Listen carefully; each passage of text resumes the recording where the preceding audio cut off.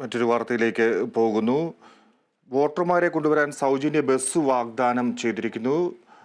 Kasaragod parliament UDF സ്ഥാനാർത്ഥി രാജ്മോഹൻ ഉണ്ണിത്താന് കാരണം കാണിക്കൽ നോട്ടീസ് നൽകിയിരിക്കുന്നു. മാതൃകാ പെരുമാറ്റച്ചട്ടം നോഡൽ ഓഫീസർ സൂഹിയാൻ അഹമ്മദാണ് വിശദീകരണം ആവശ്യപ്പെട്ടത്. വിവരങ്ങളുമായി ജോസഫ് അഗസ്റ്റിൻ ചെയ്തു. ജോസഫ്, എന്തായിരുന്നു രാജ്മോഹൻ ഉണ്ണിത്താന്റെ വാഗ്ദാനം? ഇപ്പോൾ കാരണം കാണിക്കൽ നോട്ടീസ് നൽകിയത് എന്തടിസ്ഥാനത്തിലാണ്?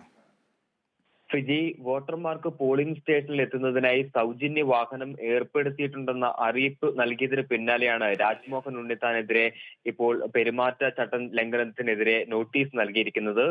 1951 ജനപ്രാതിനിധ്യ നിയമം സെക്ഷൻ 125 5 പ്രകാരമാണ് ഈ കാരണം കാണിക്കൽ നോട്ടീസ് നൽകിയത്.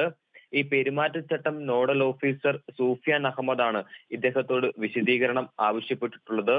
വോട്ടർമാരെ സ്വാധീനിക്കാൻ സൗജന്യമായി വാഹനം ഏർപ്പെടുത്തുന്നത് നിയമത്തിന്റെയും മാതൃകാ പെരുമാറ്റച്ചട്ടത്തിന്റെയും ലംഘനമാണെന്ന് നോട്ടീസിൽ വ്യക്തമാക്കുന്നുണ്ട്.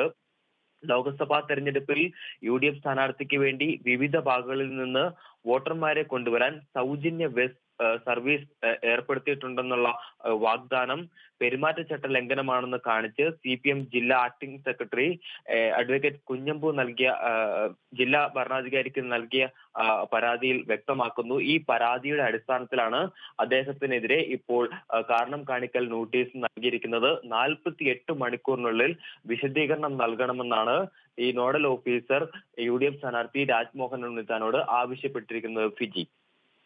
ശരി ജോസഫ്.